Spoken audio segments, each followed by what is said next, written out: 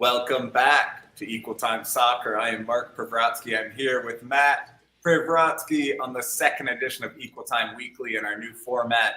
Matt, we're going to go through a couple things. We're going to talk about the U20 World Cup because we have a local angle and we always exploit those. You're going to do an interview with a Gopher athlete from this fall. Yep. And then we're going to go into a bit of the broad look at D1s and do a little bit of talking about games coming up in the near future. But so let's start it off with U20 World Cup. I always love these tournaments. It's always fun to look at who's next. And so for the U.S., so folks know it's coming up very quickly. Spain is Sunday, the September 1st at 3 p.m. That's a tough matchup with the way Spain's been growing. Morocco is Wednesday, September 4th at 8 p.m. and Paraguay next Saturday, the 7th of September at 6 p.m. Those are all on FS2. To get that out of the way, I'm going to be doing my best to throw them on here at the Blackheart so you can come watch them. But Matt, we have a local angle talk about the upcoming tournament and the Minnesota side. Yeah, so Minnesotan Maddie Deline, if folks are following us on social, they for sure have seen us shouting her out. The team has been down in Columbia training for a while now, and so there's been some fun social. There was a mic'd up where Maddie Deline was mic'd up, and it's about as good as you can hope for in those. She, the funny little quips and little moments. She's just an absolute rock star, just a hugely impressive prospect for Minnesota. Someone who really could play sort of at the highest level, and I would expect her to play at the highest level professionally. And there's sort of no better rubber stamp to cement that prospect status than playing in this type of an event. The U20 World Cup historically has been just an absolute who's who of future pros, future national teamers. You just have to be such a heavy hitter to be playing, not just for the youth national team, but then make it all the way in to a World Cup like this. And so, Maddie Deline, we covered her on the ground when she played the qualifying tournament in the Dominican Republic. I was there, her family was there. Her high school coach, Katie Offit, was there. It was really fun to watch her in person down in Santo Domingo. And to be honest with you, the thing I'll be looking for is how the team is managing their rotations in tournament play.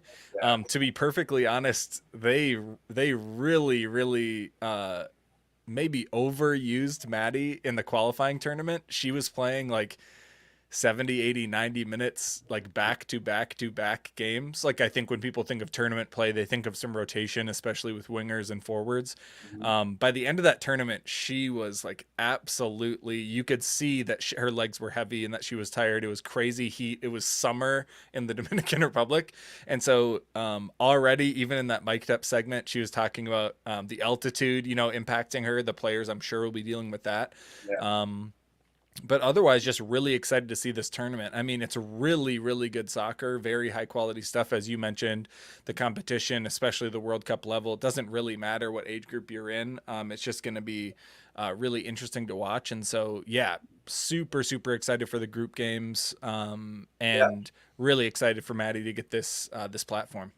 In the qualifying, especially on the women's side, on the men's side as well, it usually comes down to Mexico and the U.S. The men's side, you get a bit more of Costa Rica and Panama and now Canada with some sneak-ins. On the women's side, of course, Canada is the biggest threat at most levels to the U.S., but it was Mexico beating the U.S.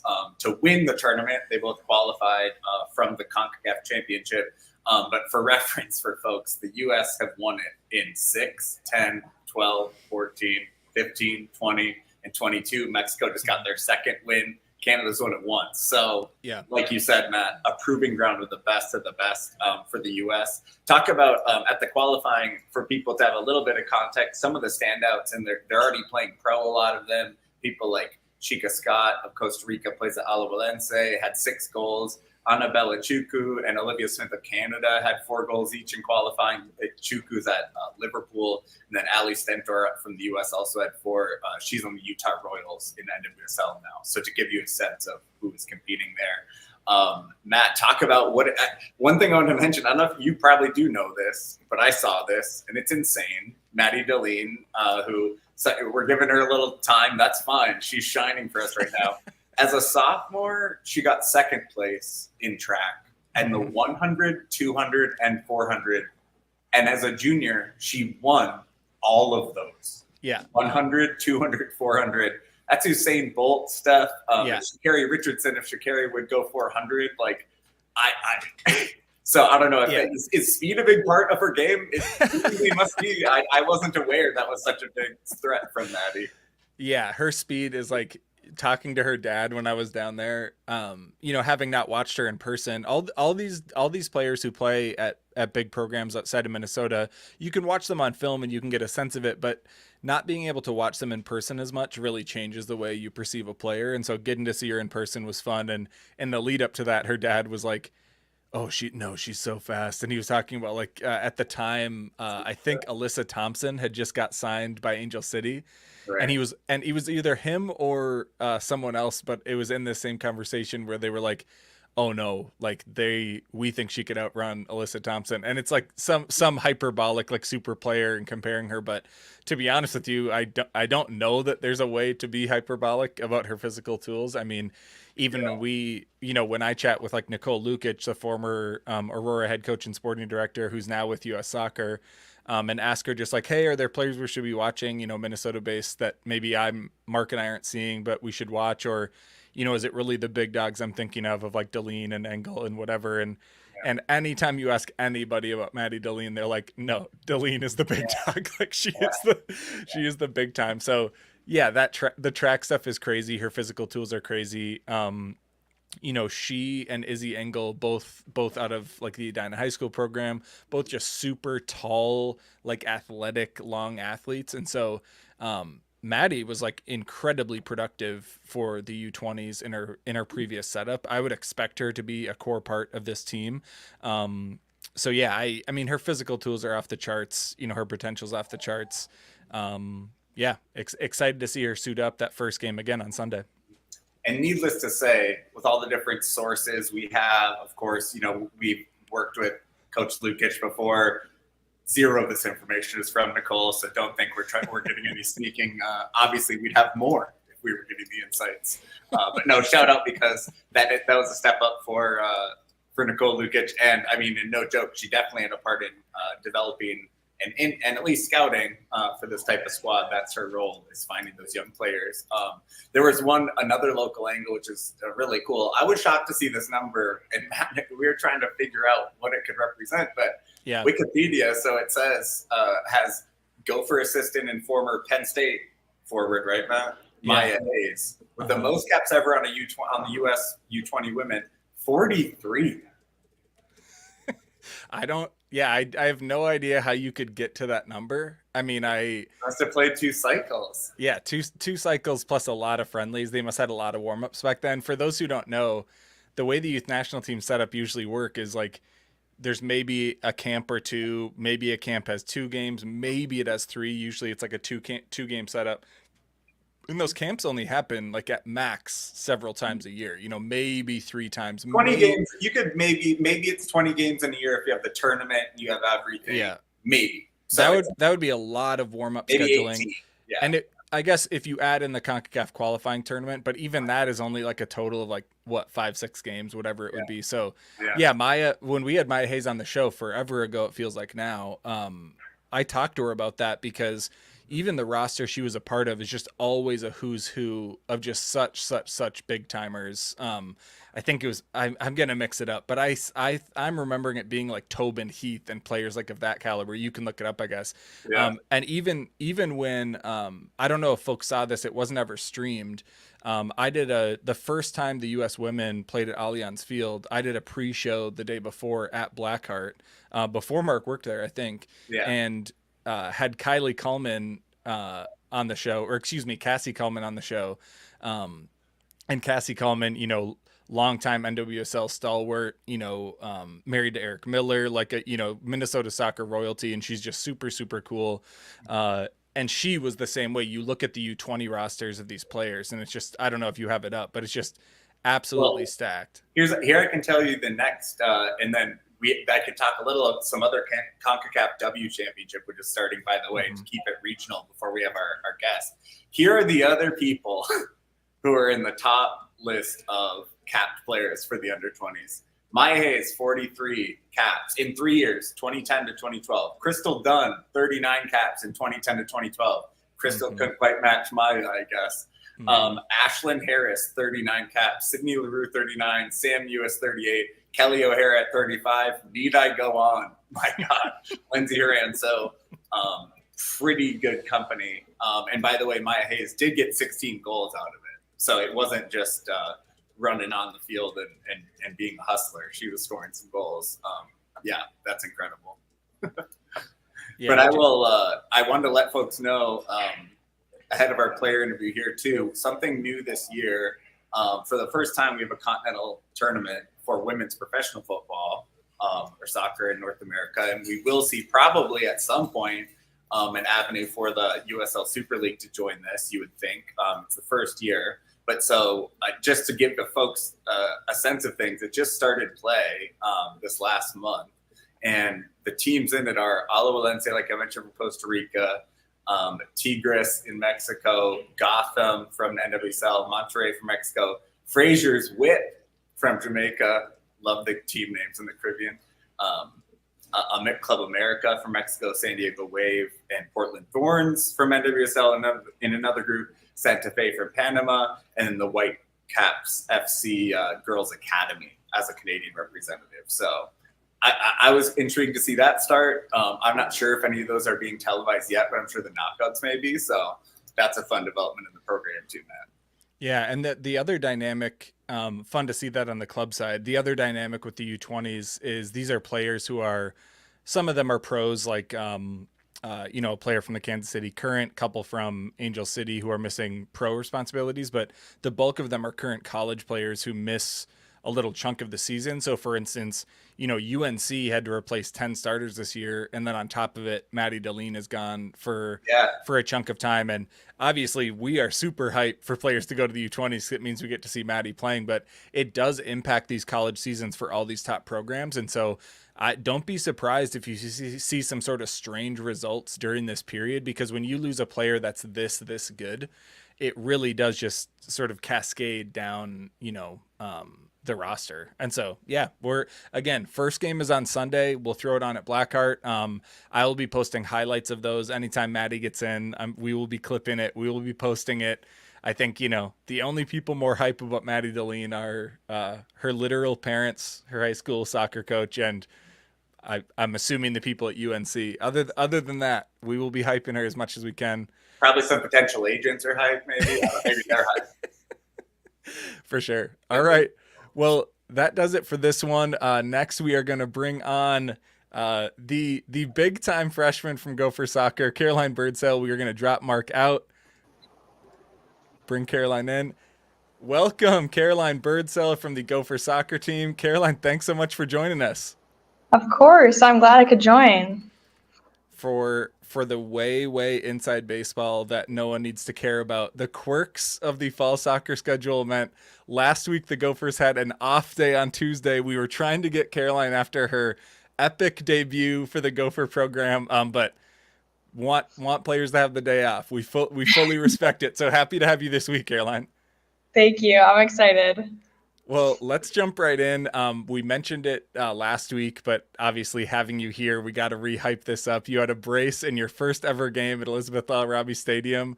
What did it feel like now that you have a chance to sort of have the adrenaline down? What did it feel like for that to be your debut for the Gophers? It's kind of crazy because, I was playing in the spring, so I've been playing with these girls for a while now, and, we had our exhibitions. So to me, it just felt like another game and, a couple more goals. But, after the game, I kind of went on my phone and I realized I was like, whoa, this is actually pretty cool. But, I'm just excited to be part of it. And, this team is something special. And I think this year it's going to be exciting for sure. Yeah, I feel like I've said it a million times, but I feel like if people are seeing you for the first time or hearing about you for the first time, I always have to remind folks, you were just so hyped up by the staff last year. They were so excited about you coming in. You had an unfortunate injury the spring before your freshman Gopher season. So last year you had to redshirt, but there was this funny quirk where you were kind of around doing pregame stuff because you had a little while. And so you weren't fully cleared, but you were sort of doing a lot of soccer stuff in front of us at ELR. And so there was this funny sort of dissonance of, man, she looks like she's like really doing stuff. But obviously, ACL recovery is a lot more than just can I jog and dribble. But that was sort of a big journey for you. Did it, like, what was that like for you emotionally and mentally to sort of have in your head, oh, I'm going to start college and here's what it's going to be like, and then all of a sudden this devastating injury where it's going to be such a long recovery? What was that like, sort of emotionally and mentally, going through that era? Yeah, well, I'm not sure if you're aware, but I actually got injured November of my senior year, which I tore Gotcha. up piece of my cartilage on my left knee, Uh-huh. and I just got a scope. So they basically just removed that piece, and I Right. rehabbed for about 2 months, and I was back training, and had my first game back, and I tore my ACL. So it's Oh, kind of it's every athlete's worst nightmare. I get back from injury 3 months, and then I got a long road ahead of me now. So obviously, now that I'm looking back on it, I am this is just, it's fueled me, and I'm so excited to be back. But yeah. in the moment, it's miserable, but it's also eye-opening. You get a new perspective on everything. So Yeah. there's many ups and downs, but now that I'm on the other side of it, I see so many blessings in disguise. So yeah. Yeah. I mean, is part of that recovery process, I feel like every time we have someone on who's dealt with a serious injury like that, part of what I think through is just how isolating it might feel or how much lonelier it might feel. I mean, so much of the positive vibes you all talk about of like being on a team or anyone being on a team is like, oh, it's like a family. Oh, we're always spending time together. Oh, we're always hanging out. And then all the recovery stuff, I mean, you're doing it with the strength folks and the performance folks and the, recovery folks. And like, there are literally some people with you, but compared to being on the team, I have to imagine part of the stress is just being so much more isolated, feeling like you're quote unquote not as much part of the team, all of those struggles. Was that sort of part of the stress of it too? Just not just the fact that I'm not playing, but then also, oh, I feel like I'm actually not as fully like with the team every day. Yeah, for sure. Not only was I coming in as a freshman, but I was coming in as an injured freshman. So, Yeah. none of these players have ever seen me play except for Yeah. the coaches. So, I had to kind of work harder to on the social aspect. Like I really had to put in the time outside, Yeah. or not on the field. I had to really put in the work and just make my relationships off the field, Yeah. which was it was different. I've always really been like a lead by example. That's kind of what I've always been by. So, Yeah. I saw a different perspective of it all, but it's all kind of part of the growth. And yeah, it was hard at times, but I got to get close with different types of people and maybe people I wouldn't have been close with. So, there's many blessings through it all, even though it might not look like it on the outside. Yeah. Who are some of those people that you like unexpectedly got to be close with? Or are you talking about like the folks actually helping you with rehab, like Tori and everybody? Oh yeah, well for sure, Tori and Benito, I love them. They are the best. They have helped me through, a whole year of rehab. And then, Yeah. Maddie Shannon, she medically retired, but Yeah. me and her were best buddies. We did all these touches together on the sidelines. Yeah. We didn't travel, so there's some people who didn't travel also. Yep. So I also got really close with all of them as well. So I got different types of relationships that last year, and I'm really grateful for all of them. Yeah. That's great. Yeah, I was wondering too if there was like, is there any, you kind of already did it, but if there was any like teammates in particular, like players on the roster in particular who were sort of most helpful for you and like making you still feel included, or if you want to shout anyone out for like, someone just like really giving a shit about you and showing like the random gesture that, because when you're in a space like that, any random little gesture can be so much more meaningful to you than people would realize, I'm sure. Like I'm thinking of times where when you're feeling like shit or you're just like not feeling that great, like some random thing can be so much more meaningful than it might seem like. Were there moments like that or people like that who did that for you? I think that's like what makes our team so special is like Yeah. it wasn't one person. Like Yeah. I can name after name after name after name. Like I had Yeah. people texting me every day. I had people coming after me at practice, giving me a pat on the back when I'm doing my workout on the sidelines. Like it's a community here, and like I would not have been able to get through it all without my teammates and the staff. And just I am so grateful for where I am right now. And obviously it was unfortunate the events that lined up to me coming here, but in a way, I have a different perspective, and I've more of, I've never wanted to be out in the field more than I do now. So it kind of gives me more of an extra push, and my teammates have been a big part of that. Yeah. Is there any added now perspective you have, like Katie Crone, if folks haven't been following? I don't think I ever posted about it because it's always sort of weird to decide when to post a lot about someone having like a devastating injury. But Katie posted to her own Instagram story, like public Instagram story. So I think it's, and people probably have seen her on crutches and stuff. But new transfer Katie Crone came in and enrolled in the spring, but she unfortunately had her own, ACL injury or leg injury.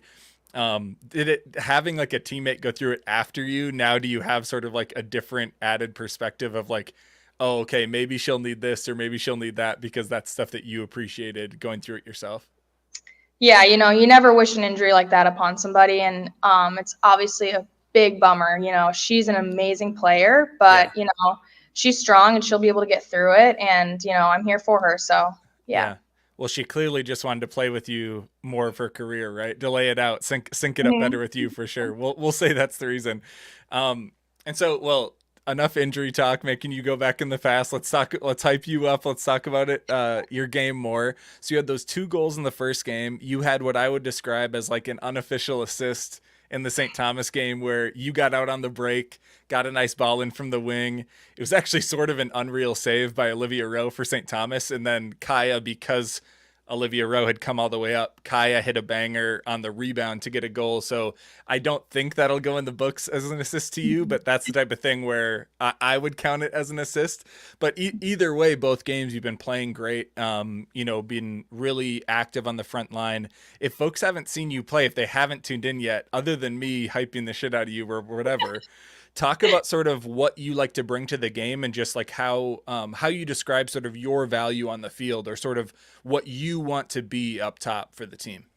Yeah, that's a good question. I think, the player I've always been is I'll be gritty and I will give everything out in the field. And, that's a controllable. You can control how hard you work. You can control how hard you press. You can control how hard you go into tackles. So Yeah. that's something that I will always do because, I don't want to leave the field thinking I could have given more. But, coming to the college level, things are a lot more intense, and, you can't always just be like, go, go, go. So I've kind of tried to like keep it more composed with my play, and that's where the midfield and Kaya and just other people that I've been playing with have really helped me with my play. And I think this year, our front line, our midfield, our defenders, goalkeepers, I think everywhere in the field we have something special, and I'm excited to contribute to it. Yeah, I love that you mentioned your grittiness. I think if folks watch your post game interview, I asked you about it a little bit because I went and watched, I saw both exhibitions that you played, which weren't streamed, and then have seen these 2 games. And maybe even in the spring, I'm remembering this. I can't quite remember. For those who haven't watched Caroline play yet, one, you obviously have to, but if you haven't watched her play yet, there was this funny trend of, especially in the exhibitions, where you were getting whistled a lot. And so like there would be these plays where it was mostly shoulder to shoulder, or at least within the vein of it could go either way. And you sort of had like a string of what could be described as like bad luck, or like multiple 50-50s just continue to go against you. And then when you have fouls that are legitimately against you, like that's okay. But then these add on top of it where it's just like this pattern. And it was always been funny to watch your reaction to like, like when players get a call that's wrong, or when they think it's wrong, it's always the best to like see how you react. Has it felt like maybe not the level of physicality, but like the way to use physicality already? Are you feeling sort of, oh, I might get caught for this, I might not get caught for that? Have you been able to pick up sort of elements of, I want to play big, I want to play physical, but here's maybe how I have to do it? Have you already had a sense of like, oh, I need to sharpen my antenna for like what they're calling here, what they're calling there? Yeah, for sure. It's a definitely much more competitive than I was in high school, which is fun. This level, like this is fun to me. I love it. And Yeah. I get into like some tackles and that happens though. And Yeah. I might look upset on the field, but after the game, like I would never hold that against somebody. Yeah. We all want the same thing at the end of the day. So yeah, in the moment the emotions are heightened, but it's all part of the game, which is kind of fun. So yeah. Yeah. Well, and I forgot to sort of mention, people obviously can't see like your size and your height and whatever now. But if you go and watch a game, Caroline is like a tall, like strong, tall forward. And you also really use you really use your frame actively. You know, like you're not an unbelievably jacked, huge, oversized player, but you are tall, you are strong, and you use those things. Like you are going to use your size, you're going to use your athleticism. And so it is just clearly part of your game too. You know, the same tools that make you so good at bursting by a defender and ripping off a shot is the same reason why you can burst toward a defender and like be sturdy and have a solid base and like push them off the ball. So I forgot to mention that, like, just that physicality and that using your frame is clearly such a big part of your game. And so it makes sense that it would come and play in the defensive way, but not every forward really always brings that defensively either. Have you felt unique in that sense, or has that just always been so much a part of your game that it just feels like, well, no, this is how I play? You know, it's kind of funny that you mentioned this, because growing up, I was always like that very small, like didn't have much muscle. Like, you know, I got pushed off the ball a lot. Yeah. And then I, you know, have 2 injuries back to back, and you know, I was in the weight room almost every single day. So Yeah. you know, I was really, really focusing on just like gaining muscle and just, you know, doing everything I possibly can to come back stronger. Yeah. And I definitely think that that's helped my game, especially at this level. You know, everybody's strong, everybody's fast, everybody's athletic. So Yeah. you know, if I can get up there with that strength, I think it's definitely been beneficial. So yeah, being in the weight room after an injury it sucks in the moment, but you know, now that I'm back out on the field, it's definitely a plus for sure. Yeah. I mean, it's also the thing of the injuries were a part of it. And so that meant you were in there more, or maybe had more focus on it or whatever. It's also just true, at least I think, that there's no bigger jump for a college player than from that freshman year to the sophomore year. Like, if folks are really hardcore Gopher fans and they watch, you know, a ton of games, if you saw Paige Kala like this fall compared to when you watch her last fall, like, she clearly has been working her ass off, because you look at, even, you know, she's still the same height and whatever, and it doesn't look like she's really gotten like huger, but she does look more angular in terms of her movement, in terms of like using her strength. And immediately when I saw her this fall and then saw you, I kept thinking of like, this is literally what it looks like to be in a performance program for a year. You know, like that we literally are seeing you go from very talented, very athletic, all these things. And then you add on top of it, okay, now here's like dedicated time to getting stronger and leaner and whatever. And it's so crazy to see that jump in just a year. You know, it's crazy to see, because I mean, what it says to me as a physically lazy human being is like, good Lord, the amount of time you guys are putting into this is like so unreal. There's not really anything to respond to, just me babbling about strengths program. So I am curious too. The Gophers this year are going out largely, it's been a 2-front with you and Kaya up top, and then off the bench we're seeing, you know, Taylor Heimerl and Aaron Gabriel, which is really fun to see them in those spots. And you know, tons of the young players are just really showing out in a cool way. But you and Kaya up top was sort of that midfield shape beneath you.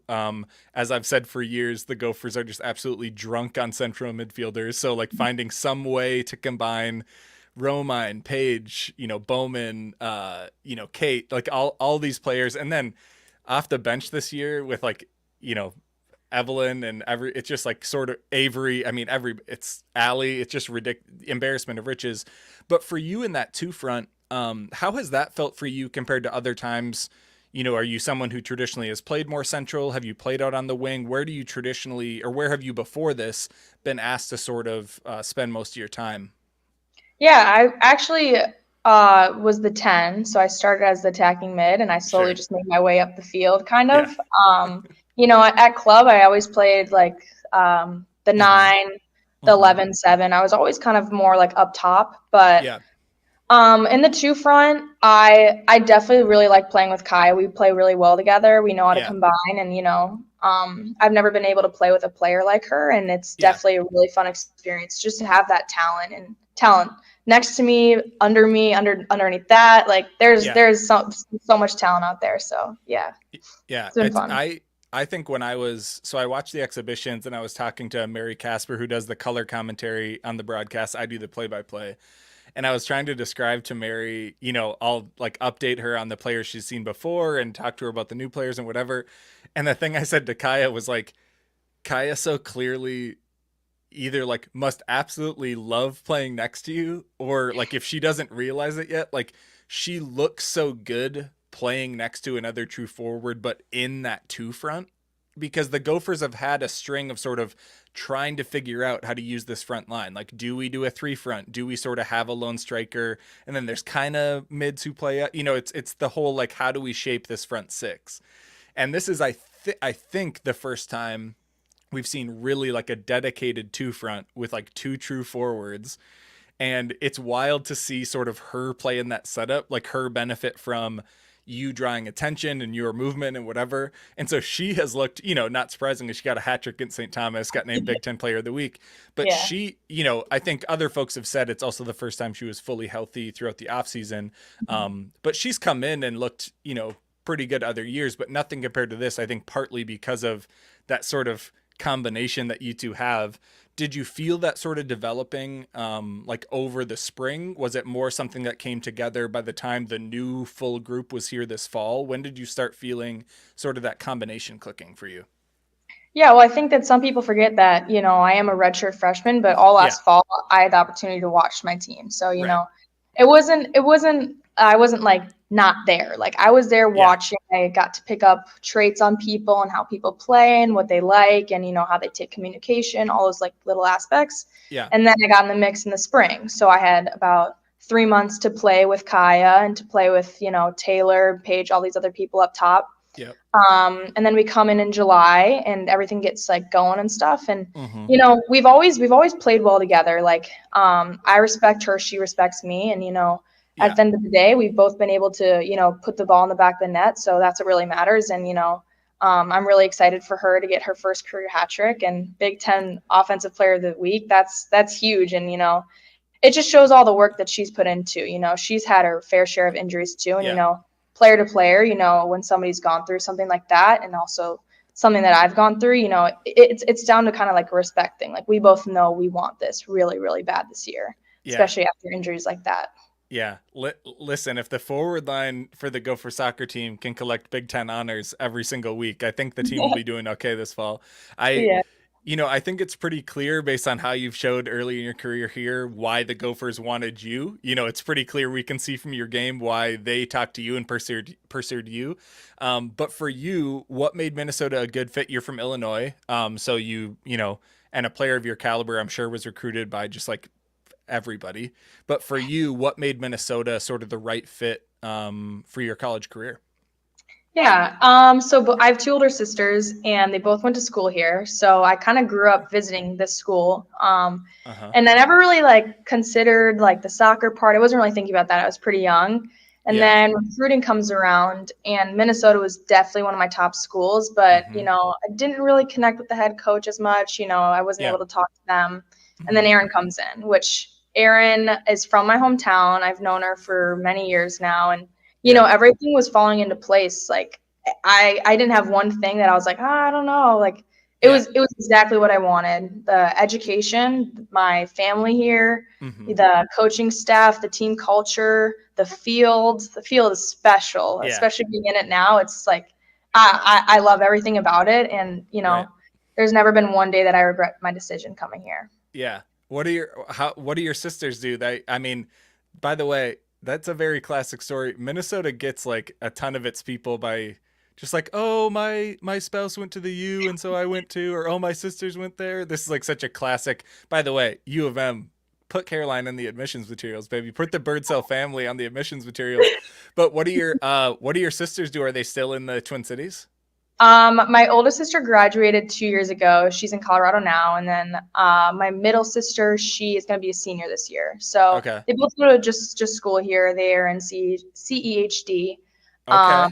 Yeah. So, you know, they both grew up playing soccer. They never went to the collegiate level, but they are loving this and living through, you know, my dream. I've dreamed of this all my life. Just, you know, being an NCAA Big Ten. It's amazing. What's your middle sister's name? Her name's Jenna. Jenna, we're pitching you right now. You've played soccer. You know the game. Come on to Equal Time, baby. Open offer. Come in and analyze some games for us, baby. This Yeah, is she loves it. by the way, my wife is an academic advisor in CEHT, Mm, so okay, there's at least some chance that they randomly run into each other, which would be really funny. that would Um, be great. well, also the last thing I want to give you a chance to shout out. We're not in training every day. We watch the games. I'm hype about the games.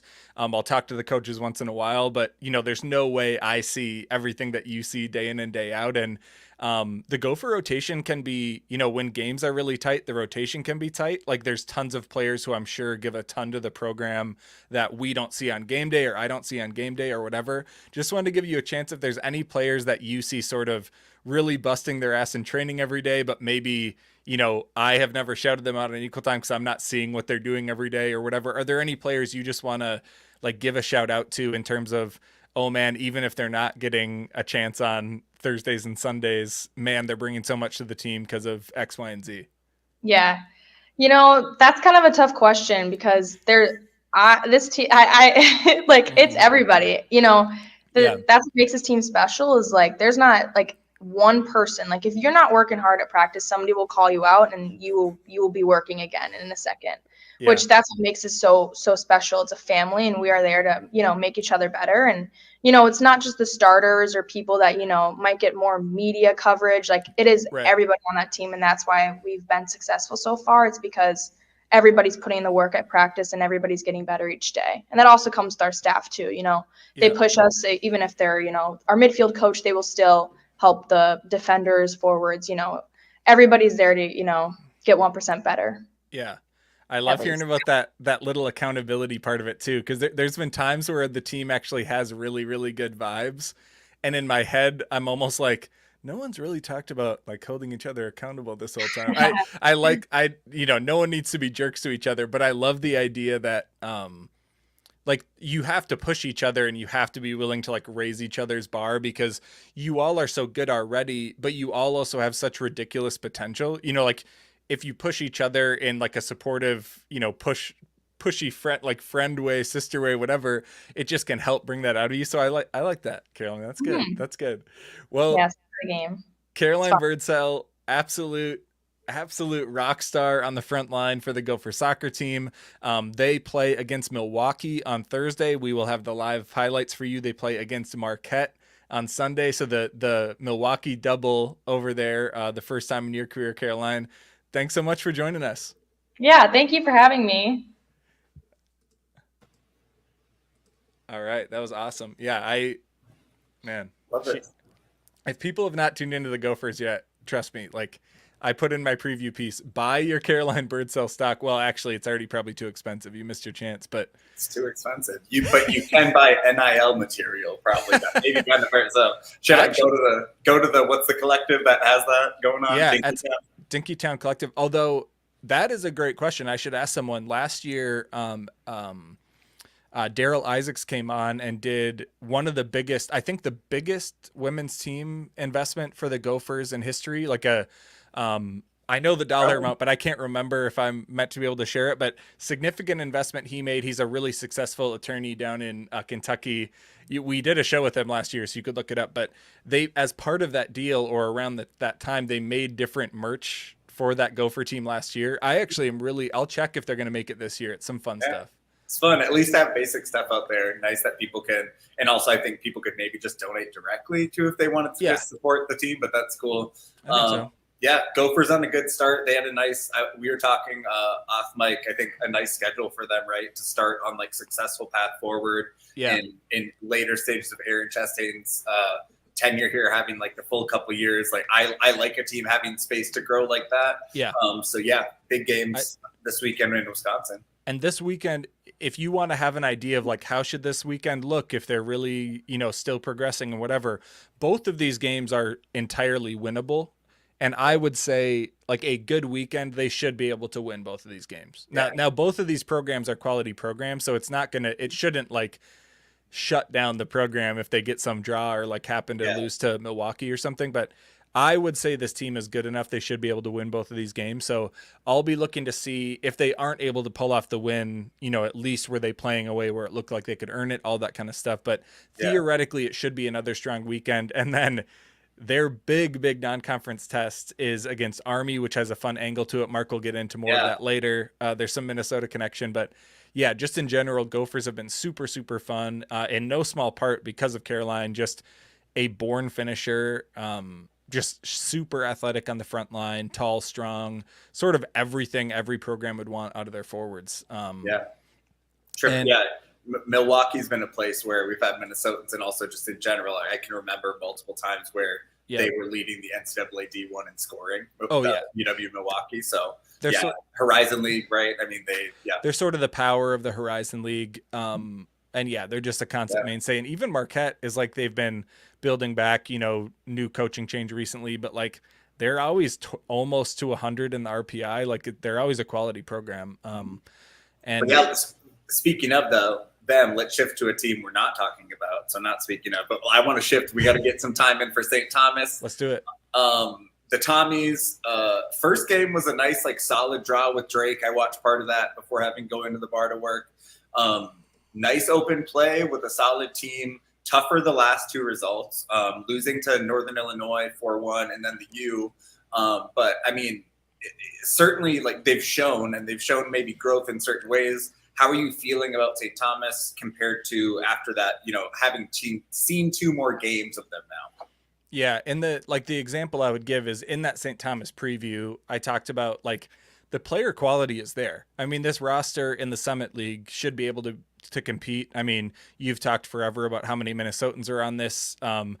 Way back when they announced they were going to go D1, my only take I was putting out there is, like, they're immediately going to have talent enough to be competitive. Like they have the players, they have, what it takes in terms of pieces to be moved around. They continue to sort of try and find what that identity is, and even like what that formation, what the basic tactics, all the game plan stuff. This fall, what it's looked like so far is attempting to do sort of like a mid block. So they're not doing that sort of chaotic high press like they've done in years past, even though I at times did kind of like how they looked in that look. They're going for more of like a mid block, like a true 4-4-2, almost like a flat 4-4-2. And so one of the challenges in that type of a shape that they've shown so far is, in one way, they're similar to you in the sense that they have a lot of central midfielders who could contribute. And when you play in that 4-4-2 with the flat four midfield, it does limit how you can use those quality midfielders. And so, it means that, the last couple games, Caballero doesn't start, and she was a minutes monster for them, a mainstay in their rotation. She no longer is starting because there's only two starters. Cameron Rentoul is working back from injury, but so she also doesn't start. So these like monster players for them aren't in the lineup. So I think they are trying to make this, what they look like in terms of shape and feel. I think we haven't quite seen how maybe that mid block turns into, counterattack opportunities. We haven't seen whether that can lead to some trapping, some pressing.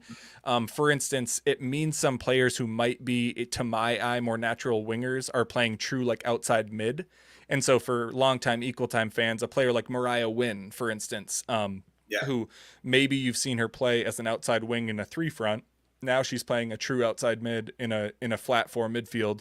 And so it just means things feel a little bit different. At times you see Molly Knobloch at outside mid. That's not someplace we've seen her before. So I think they're still trying to work through some of that identity. To be honest with you, this road trip to New York should be a place where they can settle in. These, all due respect to Marist and Siena, but these are teams that are, 300 RPI or worse. And so these are games that St. Thomas should win, even on the road. For context, St. Thomas was somewhere between like 200 and 230 RPI. So sort of like at least a step up from these two programs. So I think for this road trip to go well, they really should win both games. But at worst, they should come away with 4 points. If they do anything worse than 4 points, I think that's kind of a bright red flag, to be honest with you, not to be sort of hysterical, because they need to pick must up win early. Matt saying must. Must result. Because they go down to Northern Illinois, they're tied at halftime. They really sort of look fine. Like the game is fine. Northern Illinois is about the level they are. You have to go on the road. Tied at halftime on the road is probably as much as coaches would hope for in that situation, end up losing 4-1, an unlucky red card against Brantner, all that kind of stuff. But when you lose a game like that, then you can sort of no longer afford to lose these like very winnable games at New York. So I'm very curious to see how they do. Theoretically, these should be like very winnable. And so if they aren't able to pull it off, that'll be sort of interesting to see why. Yeah, so like Matt mentioned, you got ahead of me with the bullet point. It's almost like Matt knows what's planned for this as well. But yeah, the away games this weekend, Marist and Siena, some of the smaller private schools in the Northeast, good matchups for them. Shout out to John. John is the one actually making things happen at Blackheart. He's moving the karaoke into the main room for it. So after the show, people are watching. Get in here and sing with John, man. Or I'll find you. Oh, John will find you. He's such a sweetheart. I love it. So people will know John if they've ever done karaoke here. Yeah. But yeah, it's something I noticed from the scrub of stats, Matt, because like you said, heavy rotation. St. Thomas has a big roster. Yeah. There's some players too that, by the way, like as compared to last year, like I saw there's a couple of players who had a lot of minutes, scored as much as like 5-6 goal contributions, haven't played this year, right? So there is a lot of rotation. The players that have actually played more than 60 minutes a game are Koobs, Rowe, Mitsutani, Huber, Wynn, Nygaard, a few freshmen in there, by the way, Bargesh, Brantner, who, like you said, now serving the card, and then Tool, all playing 60 minutes a game, so not bad. But like you said, last season, a bit of unpredictability across, even if they were playing, how they were playing. So like you said, looking for the style. But yeah, talk about the players you want to see that would step up in terms of you seeing this team making their step up in the standings. What players would need to do things like that, to see them move up to be like, because could they play in the Summit League tournament, even though they can't make the tournament, but they could qualify. Yeah, there's a weird thing with the sports. We posted about this before in Some basketball. sports let them do that. Let them play in the conference tournament. Yeah, like basketball, they let them, but soccer they don't. I mean, we won't weigh in, but they can't play in the tournament, so that's unfortunate. But I did say, aiming for the top 6 out of those 9 teams is a reasonable goal for them. It's very much within their talent, potential. You mentioned the rotation. That actually is something I didn't mention. It's far narrower this year. Last year, you would see games where it was 18, 19, 20 plus players even in a single game, which is, for folks who follow Equal Time, that's similar to what we see in like the NSIC programs, who have these monster rosters and then play a lot of them each given game and a lot of rotation. That has different subbing rules as well, though. True, but we've seen, typically the first 3 years in the Sheila McGill D1 era at St. Thomas, what we saw was there was basically always a sub happening. By minute 15 on, every 5 minutes or so there was a sub happening. That has not been happening this year. So this year it's been much more sort of standard-ish rotation, 4, 5, 6 subs, until a game gets maybe out of hand, whatever. So, most of the players you're talking about who have been 60 plus minutes is just that back line, Koobs, Rose the keeper, Mizutani, Nygaard, Brantner. And so those are the back line unit. And then, Mariah Wynn, you'd expect. Bargesta, you'd probably expect. The Gopher transfer, who's, a really nice sort of central midfielder, good all-around player, Cameron Rintoul, et cetera.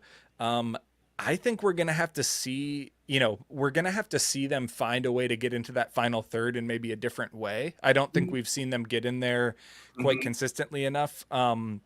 So I think in the past, like when I've seen them be really good, sometimes when it's because Abby Brantner is kind of a very modern example of a left back being converted back. Mariah did kind of the opposite, which is funny because played defense as a D2 player, now offensive, but it's a pure focus. So maybe there's players that have been there a long time and I'm familiar with, but I think when they are the most successful, it's finding how that combines and then the rest. I don't know. And against teams like Marist and Siena, I wouldn't be surprised if the really toolsy players show out. Like Mariah Wynn is the ultimate example of just a like fully like physical tools will just outrun you if you're not fast enough. St. Thomas actually has a handful of those players. Abby Hoyska scored against the Gophers. She has outstanding physical tools. Sophia England hasn't factored in much. She has outstanding physical tools. The new freshman Melina Knowles is basically just like a smaller Sophia England. They're both like rural Wisconsin kids who just look absolutely lights out when they get the opportunity. So I'm a little biased to just seeing if maybe some of these Uber athletes get a chance. And then outside of that, Lissa Mizutani has been just really lethal with these long balls, sending in dangerous balls into dangerous positions. That's sort of why you see a player like her get those minutes. She's a tall, strong outside back who really sort of, I think probably her single best skill is that sort of lethal long ball. So if she can find the ball for those athletic attackers, that could be sort of a consistent weapon. We'll see. I'm not someone who says everyone should play direct, but honestly, her long balls are so good, they probably should play direct. So we'll see. I mean, for a reminder for folks, the really rough scorecard I put in, like if St. Thomas is able to overachieve, talking about all Summit League performance from Rowe in goal, she actually did look pretty good in that Gopher game. It's just they put on a lot of chances, but can she level up in New York? Mariah Wynn sort of doubling her production. Her touch and decision making in the final third has felt a little rusty. She's getting to the spots but not converting yet, but she definitely could click in against New York. The central mids, they'll be watching them to see if they can be dangerous. Otherwise just very interested to see. They should be able to jump back and frankly just get some positive vibes and get some wins on the road. Yeah, a couple of wins would definitely help. I mean, it's still, they only won so many games last year, even though they were competitive. So yeah, cool. Good to talk a little bit about St. Thomas it's one of the local easy teams to watch. So we'll have a few of those games to highlight in games to watch. Let's move into D1s, Matt. Well, yeah, first I'll give a shout out to our sponsors, Pence Homes, Modest Brewing. You see them on the screen. I've been drinking a Modest Brewing beer right here. This is a Citra Mosaic Hazy IPA. I had a couple of Modest beers hanging out in the parking ramp with some St. Thomas parents during the Gopher St. Thomas game. Shout out to everyone who is hanging out there, did a nice tailgate. But Pence Homes, find them for all your real estate needs, buying and selling a house, doing a remodel. Even if you're not in the market, if somehow you're like an aunt or a relative of a player, they can find a realtor for you. Or if you're moving and you're in a new market, you don't know anyone, they can help you find a realtor. So they've supported us forever. They are the absolute best. They recently, Rochelle and I, my wife and I, went to a Lynx game with them. They were doing client appreciation, which is a block away from Modest Brewing, who we also really, really love. They give us merch every month. They support our coverage. They are part of the reason we can do all our on-the-ground coverage. So the Lynx are absolutely annihilating it right now. I know we tell you to go to soccer games. Collier! Nafisa Collier is unreal. You go to a Lynx game and grab a beer at Modest Brewing beforehand. They are the absolute best. They are super supportive of so many local sports, so many progressive causes. So they're a natural fit for Equal Time fans. Tell the server that you're thankful they support Equal Time, and I would be shocked if they know what you're talking about. But shout out to Mom. That'd be great. That'd be great. Well, yeah, let's pivot into D1s. Mark, we've had now a few games for most of these teams under their belt. Schedules are a little quirky in the early part. Yeah. Tell us about some of the early things that have jumped out for you. Yeah. First of all, I want to say, imagining if players watch this, I highlighted 4 of the 5 Minnesotans at South Dakota last week. And I was shouting out the 3 freshman forwards. And then I said, Brooklyn Borton, Izzy Kuntaville from Otsego has been playing at South Dakota for a couple years. 35 games is all, 21 starts, 7 goal contributions. Big time. Missed you last week, Izzy. So shout out to the Coyote, Izzy. But I wanted to mention to folks, one of the things we're changing in tracking the D1s this year, I don't know if this will be helpful, but we're trying to, if I'm going to go through and track this data, I want to try and have it be helpful. So I don't know whether anyone cares to look at this stuff, but when we post this week, the D1 Minnesotans tracking, we're currently at over 115 players, courtesy of all of you helping us and my scrubbing. But I'm just going to post an open source Google Sheet so that people can actually do a little bit of sorting, and they can't edit it so that it stays, the same for everybody. But I'll update that. And then eventually, year over year, the hope is, Matt, it actually becomes just kind of valuable basic data, because you can find a lot of this stuff, but eventually it disappears from college sites. And so, let's see what we can get. But yeah, I wanted to let people know that should be something you can look for. And if people also have ways of scrubbing better data or anything let us know. And also continue to let us know if we're missing players or mess up stats. That's always very helpful. But yeah, so shout out to that change. We'll have that coming out later this week, tomorrow, hopefully. Yeah. And I know there's just a lot of individuals who have been standing out. We've been sharing, it's obviously easy for us to see the goal highlights from Izzy Engel, Barrett Parton, all that kind of stuff. But I know there's been a lot of others sort of standing out. Who are some sort of individuals you wanted to give a shout to, or even teams that happen to have some clusters? Yeah, there's a few trends, and it is really cool to be able to just sort it in such a way. So I think some of you will enjoy looking at this, just in terms of how many freshmen are playing, how many keepers, and it does kind of make players stand out because you realize how difficult it is to be one of these players that's making it at big teams. Yeah. But yeah, we have a section of people really at high majors. I wanted to first focus on just a trio of people at Army. We referenced this last week a little bit, but Grace Polidal as a freshman has played 350 minutes over. She's played 90 in multiple minutes. Her sister Hannah is a senior defender. She's been playing as well. And then they have a freshman keeper, Jordan Hike, who you wouldn't expect to play, but she's there as well. Army's won their first 3 games, or 3 of their first 4 games. First game was an 0-1 loss to Wake Forest, so nothing to sneeze at there. Yep. And then winning over Manhattan, winning over UMass, winning over Central Connecticut. They play Samford tomorrow, who that was where Izzy Engel put her hat trick up. Samford, you'd expect Army to have a solid performance against them, which, like you said, should match up really well for a big. You'd have to expect the Polidals to be there. I don't know where they're from originally, but by the way, Polidal family, I will walk through. I will be looking for you. I will attempt to be visible, but I'm assuming they'll be wearing maybe Army. I will look for you, but we will try. We will try to get fatigues. Maybe no. The academy, they don't have to wear fatigue. They're in officer uniform, maybe. But yeah, so maybe that's what their parents will be in. But no, honestly, yeah, a cool connection.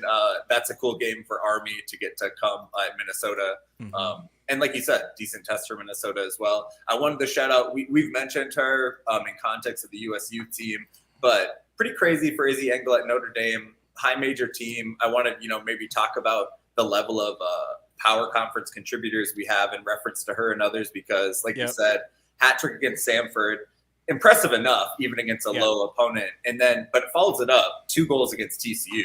Like you said, local connection, Plashko is the keeper. And TCU is good. No joke. And so another one for her. So, and like you said, started, or the first game, she hasn't started, but this is kind of relevant too, against TCU, didn't start, but played 60 minutes. Yeah. So maybe that's a thing of kind of we got to let this first year integrate. If it's clearly a person. Yeah. Here's the deal. If you're playing 45 to 60 minutes a game as a freshman anywhere, that's insanely impressive. If you're doing it at Notre Dame, it's unbelievably impressive. If you're doing that at Notre Dame and producing at that level, that's legend shit. I'm sure people are like, oh, you're retweeting and sharing goal scorers, share whatever. What she is doing is insane. Yeah.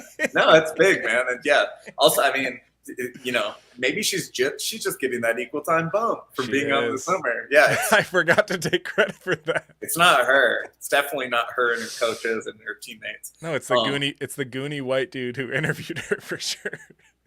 Goonie, absolutely. But I wanted to ask you this, Matt, because you have a bit more perspective in terms of following all the Minnesotans who've become pros, which a lot of those are the players at big programs. Yeah.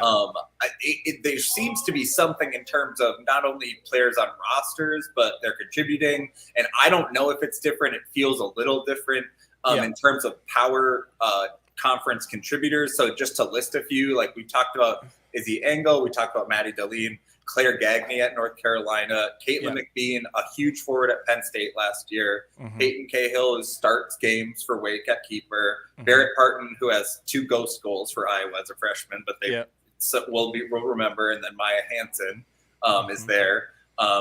Izzy's at Notre Dame, like I said. Wisconsin has a huge. They always have a solid core of Minnesotans, and they compete. And then Minnesota, of course, we talk about Minnesota all the time, but you could list all those players like Bowman and Kaya Harper. Yeah. Does it feel different, or is it just maybe a moment that I'm noticing something? How do you think about it? I mean, I do think in the equal time era, or even like in the mark at equal time era, when we started tracking D1, I like that too. The mark at equal time era. I think Caitlin McBean is a great example for the progression, because she goes to Penn State. Penn State is obviously a very, very strong program, an unbelievably historic program. Of course, Gopher assistant coach Maya Hayes' alma mater. But I think her career trajectory at Penn State basically mimics this jump you're talking about, which is she goes there. It's not crazy to not like start and star right away. Last year, she absolutely breaks out, just shatters onto the scene, just, so lethal in the NCAA tournament even, which is, I think, a whole other level. But I think it does feel a little bit different just because of a player like Maddie Deline, a player like Izzy Engel, Caitlin McBean also doing it. I mean, that's crazy for and these a couple attackers.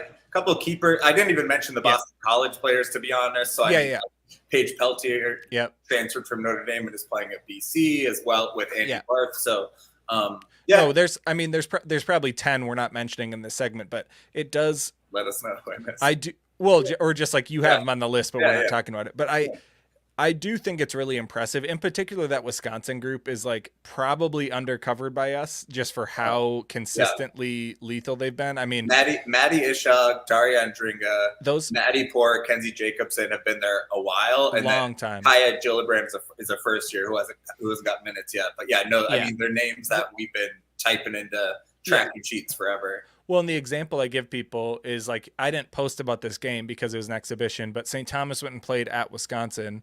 And when I was talking to Sheila after the game, when I was talking to parents after the game, there was maybe like 5 times where a St. Thomas player was wide open on the run, was free on goal, or like almost free on goal.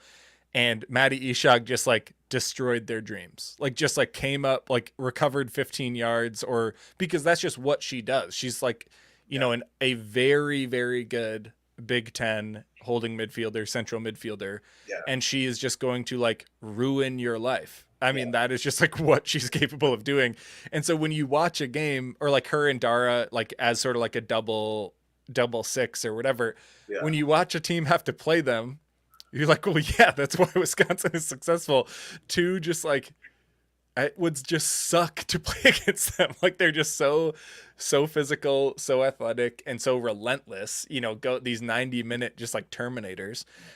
So I think the fun is that a few of these Minnesotans being forwards and scorers adds to sort of the flashiness of it. To your point, we've had keepers and defenders and holding midfielders who have done really well. It's just not going to jump off the page in quite the same way. So just super exciting, and it shows the quality of Minnesota players. And again, we started tracking D1 Minnesotans because Minnesota has always been a very, very big exporter, because it historically had one program, now it has 2. And so, just super psyched for these players to sort of be showing out.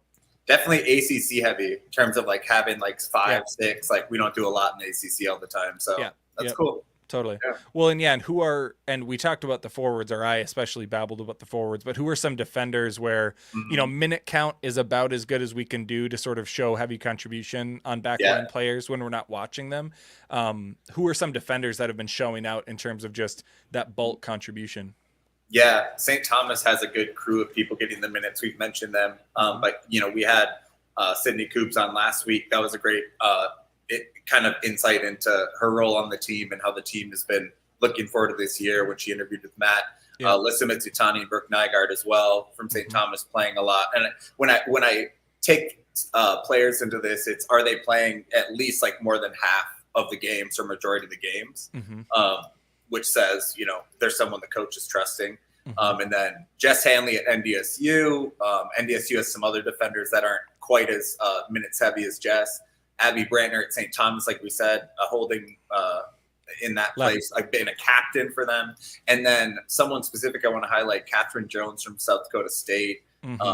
Catherine's been the one, if we talk about Maya Hansen scoring all the goals for them, Catherine was the one cleaning it up and getting it teed up for her all these years. One of the players. She's a grad student this year, already 2 assists in 4 games, starting all the games. She was last year's Summit Tournament MVP as they made it to the tournament. We'll have to. We got to get Catherine on for sure. Yeah, and I mean, to the Dakotas, we'll do our best because there's a lot of players we'd love to get some shine. But yeah, they were in the tournament last year. She's a killer, and so a program type player for sure. But nice to highlight the defenders and trying to get ahead of it because it's tough for us without watching games to highlight specific defenders. So if people are saying, "Oh my gosh, I've been watching these games in the Summit League," you got to peek more at this person we haven't mentioned. Feel free because I like peeking in at games, and it's hard to know which ones to pick. So if you know there's someone we're trying to see and we haven't highlighted, hit us up. Totally, and especially for Summit League teams, if there's like a certain game you think was worthwhile or whatever, I'm pretty sure I could just go in after the fact and like do an on-demand live tweet after. So let me know because we're always game to do something nuts. And I know we already mentioned, coming up, we talked about the Gopher games. They play at Milwaukee on Thursday, then at Marquette. St. Thomas plays at Marist on Thursday, at Siena on Sunday. Both the St. Thomas games are on ESPN Plus. Gopher game is ESPN Plus Thursday, and then Flow Sports Sunday. We'll tweet out all these links. But Mark, what other than those 2 programs we already highlighted, what are some games coming up if folks want to dive in? Yeah, shout out to the NDSU Bison for getting a Hawaii trip this year. They're getting, looks like a solid 5-6 day trip. I believe the time difference is difficult. It's like when there's a European tournament or Asian tournament. I believe at midnight tonight, Central Time, you can stream NDSU playing Hawaii Pacific. And then they play Grand Canyon, I believe on Thursday or Friday, and then Hawaii, the big University of Hawaii, later in the weekend. Those following 2 aren't on TV or streaming, so you can't catch those. You could watch live stats. Or if they are, it's at least not on the NDSU page. So and I believe the NDSU. Well, you could double check, but we will. Hopefully, we could get some NDSU players on to give us some stories from that trip. One of the, it's like, I remember the team trip to Morehead State, I think, went to Florida, and I was like, how fun was that? And they're like, we were in the airport for 9 hours. It wasn't as cool as you think. And it was so hot. They're like, we didn't really like it. I think Hawaii is going to have some good stories. And shout out to, by the way, I just wanted to say a note on NDSU. Olivia Watson, a senior, scored her 14th career goal, moved into a tie for 9th in the D1 era. So always nice to highlight people who are program players like that. Been there a while. Olivia in their D1 era. Shout out to you. But then they eventually, by the way, we'll have shows before this, but NDSU does play at the U on September 15th. Ooh, nice. So always a lot of fans from NDSU. And then just to highlight a couple other ones this weekend. On Sunday, there's a slew of games on ESPN Plus. So we were talking about Caitlin McBean. Her and the Penn State Nittany Lions play at St. Louis. That's at 1 p.m. on ESPN Plus. South Dakota State plays at Green Bay at noon on ESPN Plus. We'll have these posted as well, like we said. But Army's at Providence Sunday at noon, ESPN Plus. And then Army at Minnesota later next week, September 5th. That's on Big Ten Plus or in person if you're here in the Twin Cities. So, we've mentioned this before, for all these games, I mean, ESPN Plus, still a good value if you don't have it. If you ever come into the Blackheart 9 here, most of the bartenders would know how to help you too, but we're always happy to try to throw it on.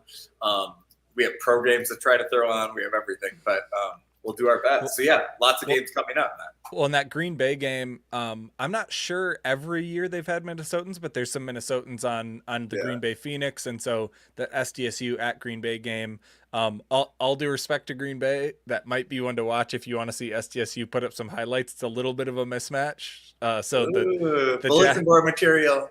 I mean, although I will say Green Bay took down St. Thomas in the exhibition season and they looked quality. So shout out to Phoenix. Mark and I actually went to college with some players who started at Green Bay and went to Morris. So fun Morris time. Matt was a straight up collegiate teammate of them. Yeah. Not on the field so much, but I got to defend him a lot. let me tell you, they looked good. Yeah. Shout out to Brent Diggs, who somehow got name dropped on this episode, and Amber O'Connor, who also played at Green Bay. Somehow first pro women's ref in Minnesota, so you can say that of Amber O'Connor. There we go. And we All are clearly drifting, and so we will call it there. Thanks so much for joining us. We'll post the clips later on. As Mark said, anytime folks have ideas for who we should cover, reply, DM, email us, whatever you need to do. If folks are somehow still watching and listening, thanks so much for supporting us on Patreon. Mm-hmm. Every single dollar you put in on Patreon goes into the coverage. None of this money is taken home. We put all of it in. And so thanks so much, and it means a lot. See y'all around. All right.